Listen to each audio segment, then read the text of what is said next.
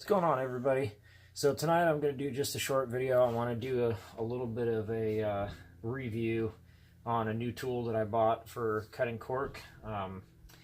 Everybody is pretty familiar with the old jewelry saw type saw with the real fine wire blades, and this is predominantly the most used tool, or at least the most sold tool available for cutting cork rings. But one of the biggest problems with it are these fine wire blades.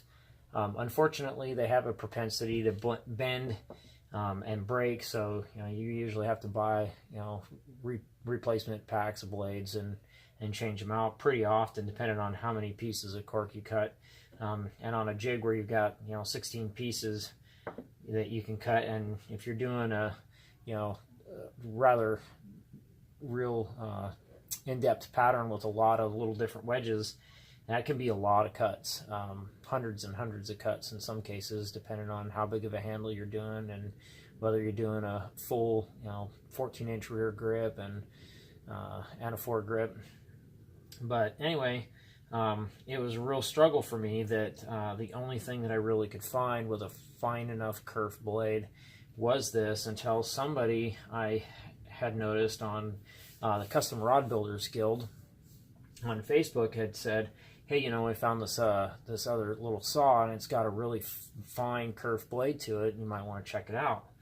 So I went and I took the link that they had posted for the Zona fine kerf razor saw, and I pulled up their website, and immediately the first thing that I noticed was the fact that they're made in the USA, which I don't know about you guys, but the more opportunities that I can to support American-made businesses, that's where I'm going to spend my money. I try to do that as often as I can, and it really makes me happy when I can find one other thing, especially that I can share with other people who might be looking for a replacement for another tool, something that works a little bit better, a little more sturdy, and at a really reasonable price.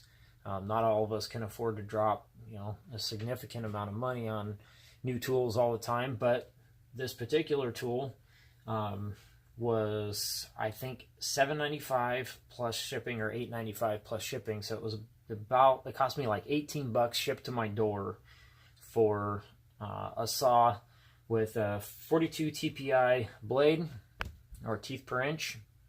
It's got the extra fine kerf. I want to say it's 0.01 inches, but let me look just to make sure. I know it says on here, yeah, 0.01 inches. So that's 1/100th of an inch in thickness, which, as we all know, is pretty fine. The tool's rated to cut wood, plastic, or soft metal even.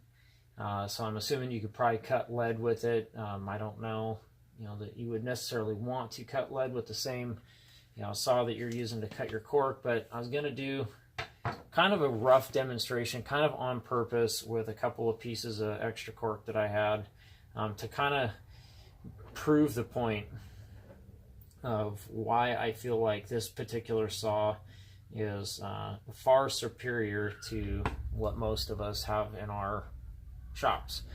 So let's see if I can get a little bit better view. One of the things that I really dislike about the wire blade saws is, first of all, they do not cut 100% even and flat. They tend to bow, so you get high points in the center of the cork ring, and you get low points on one side or the other. And I do try to go fairly slow, keep it an even pressure, but it's a wire blade and it moves, so that's just kind of the way it is. And it does take a little bit of extra effort and energy to get down to the bottom. And you'll notice after 10-15 cuts, maybe in some cases less than that, that the blade has started to deform in shape and move off to the left. Or, I'm sorry, not necessarily off to the left, but you get the point, that it bends opposite ways. And when you're doing small wedge pieces, almost kind of like to get one on purpose just to show. Let's see if I can make it do what I don't want it to do on purpose.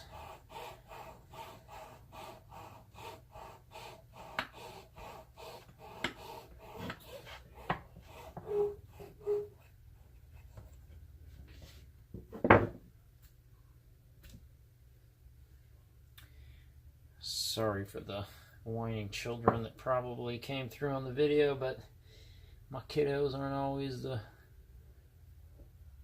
quietest, but they're kiddos, it's what they do. So I managed to actually get these all nice and straight, but one thing that does happen, it happens a lot, is you'll get a little bit of a concavity on one side of the ring or the other due to the movement and the bend in the blade of the saw. And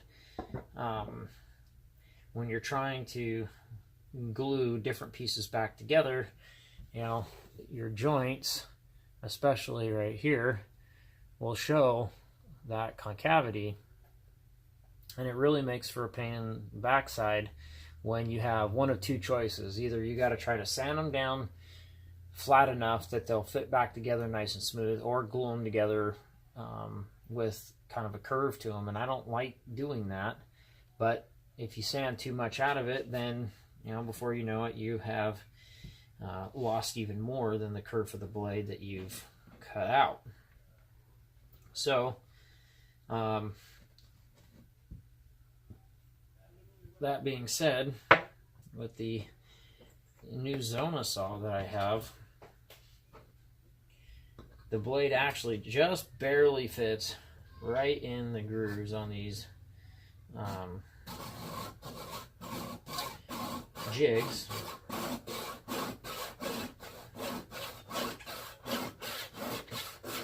But it goes right through like butter. I mean, holy smokes, it takes half the time and it goes right through.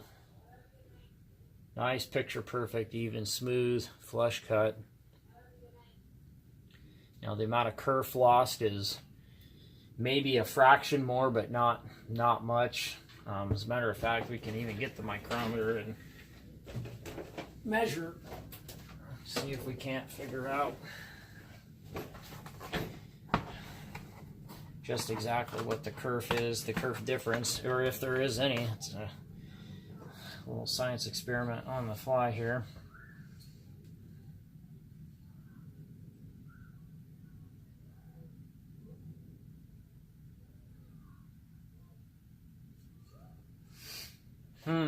So it is about 6/1000ths of an inch in thickness. So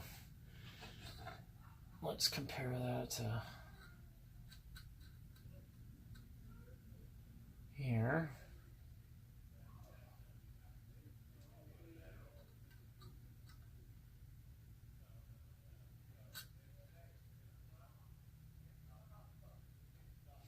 Which is coming out to exactly 1/100th of an inch. So it is, you know, it is a little bit wider in kerf, but hopefully what I'm now going to save in not having to sand the edge pieces down nearly as much to get a nice, smooth, true, flat glue joint, that will help make up the difference of what I'm losing in the lack of cork that is cut out with the jeweler saw.